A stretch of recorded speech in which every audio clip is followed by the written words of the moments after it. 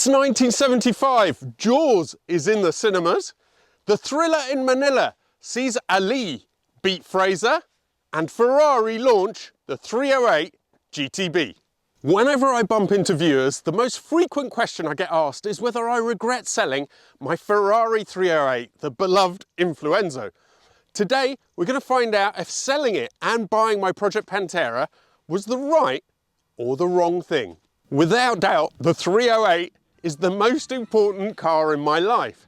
The Influenzo was such a popular series that it jump-started my channel and it made it grow to the extent that today I can do this as a full-time job. And yet, a year ago, I sold my 308. One of the main problems I had was that mine was a GTS. Being an open-top car, I felt it wasn't really driver-focused enough. Today we're in a GTB, so we're going to find out, does this offer what was missing in my car? And do I regret buying a Pantera instead of another 308?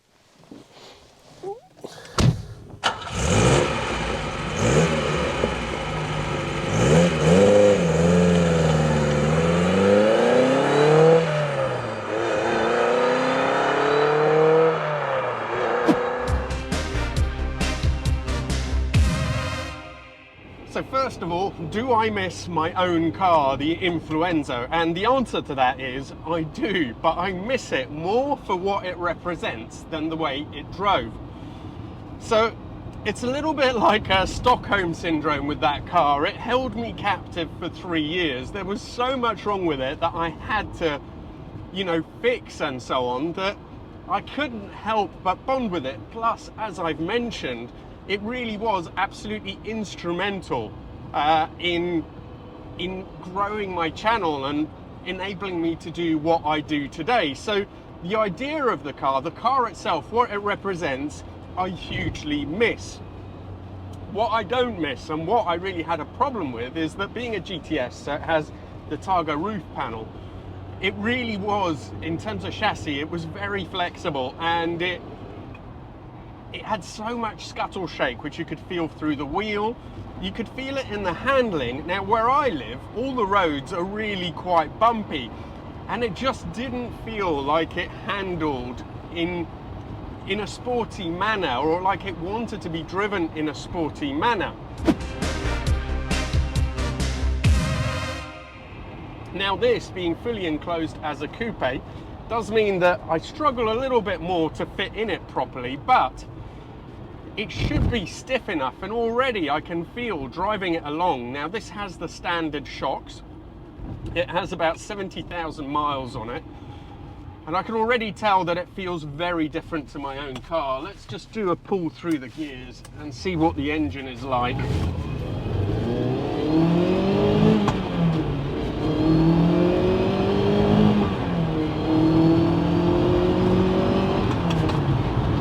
Now, the engine feels great in a way. It pulls well, it's smooth. This one has a flat spot, a really strange flat spot around 7. It should rev to about 7.6, which is incredible for a car of this year's, but it just sort of stops revving. It goes absolutely fine, and then around 6.5, something goes wrong. I don't know what it is, maybe a fueling issue, but it otherwise drives really well. It's nice and flexible. It's torquey. The other problem is, I suppose, that they don't sound particularly good, these 308s, as standard.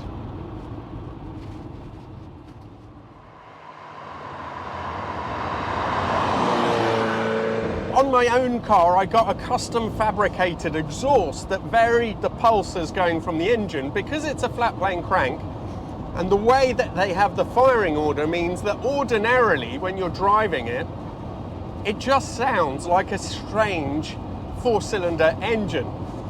When you vary the pulses, you really get more out of the sound. As it is, it just doesn't sound exotic enough. It does run really, really well in this car, this engine. It feels healthy, it feels strong, feels like it loves to rev, which is the benefit of having the flat plane crank. But it is missing something in terms of sound.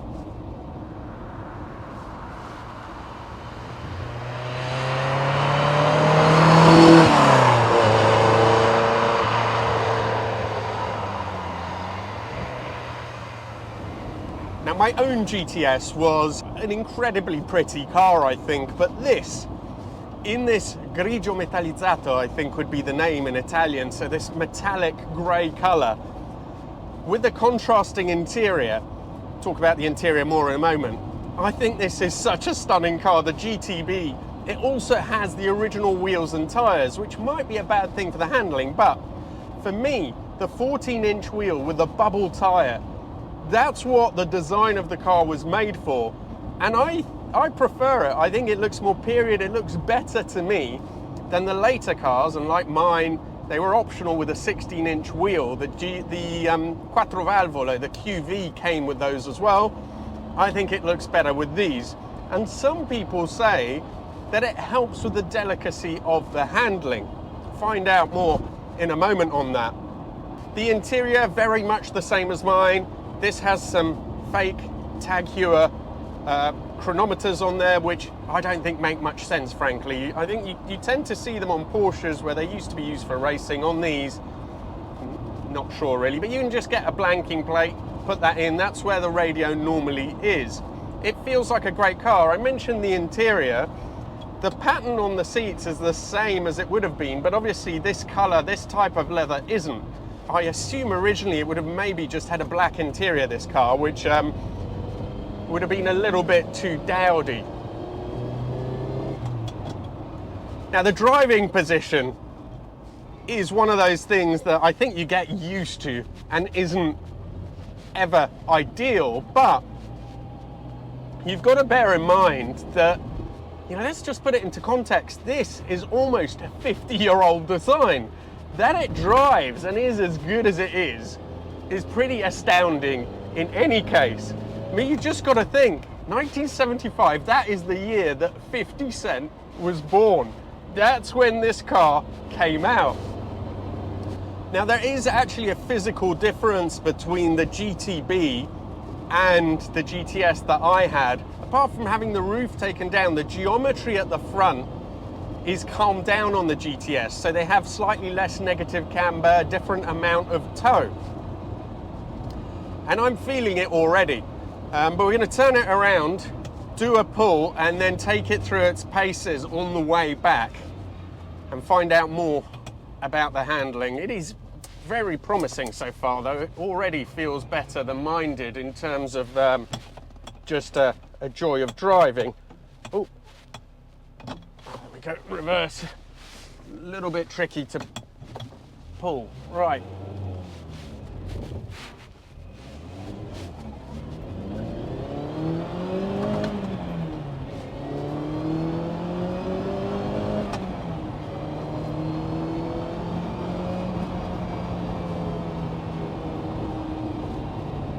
So the first thing is that the steering feels much more natural on this car.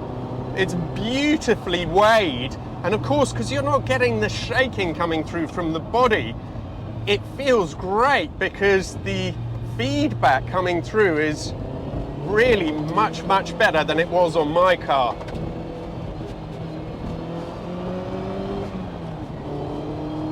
Handles really tidily. Now, I drove a 308 GT4 some time ago, and I said that that car steered better than mine and handled better. And again, on this, it really is a sea change for me. On a bumpy road like this, to the GTS, this truly feels like a sports car. The steering is maybe lacking a little bit of precision because of those high-profile tyres, but what it loses in precision, it gains in, it's just got a lighter feel to it, it's got a more natural feel, and it's also more nimble.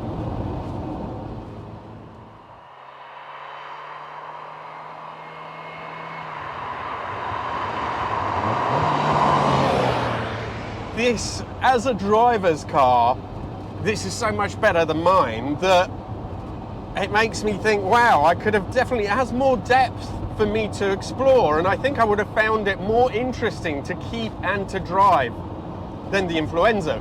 Now, the one area where the Influenzo really was head and shoulders above this is, A, you got a lot more sound because it was open, B, there's also the fact that it had that exhaust on it, so the engine really did feel special. This one doesn't quite. It's fine as a method of propulsion, but it doesn't endear you to the car. Now there's another thing, this is an American import. It's had most of the emission stuff taken away, but on the intake box, the American cars had some added material where the intake comes in, which is almost like an exhaust baffle sound, which is there. And on a lot of cars, that has been taken off. It's still here on that, so you don't even get the extra intake that you might do on some of the other European cars. Gear change on this as well is really nice.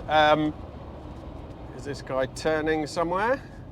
Or is he just stopping right in the middle of the road? Perfect.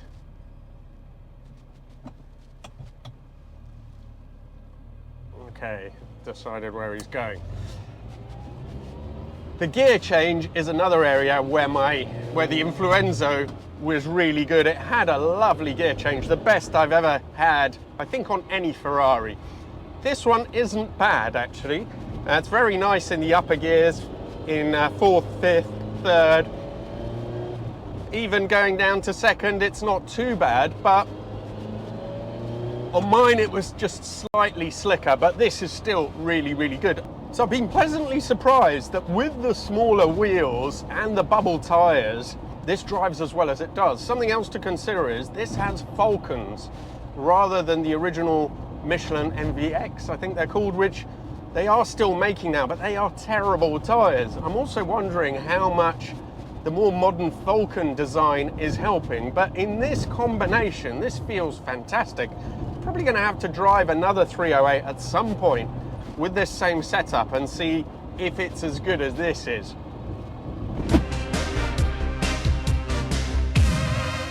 So some of the best driving that I did in the Influenzo was on roads that were open, that weren't bumpy, and that had nice wide sweepers. Then you could revel in the sound of the engine, the gear change, and just gently changing direction. This though, even on the tighter corners where mine just didn't work, this is good. This is really good.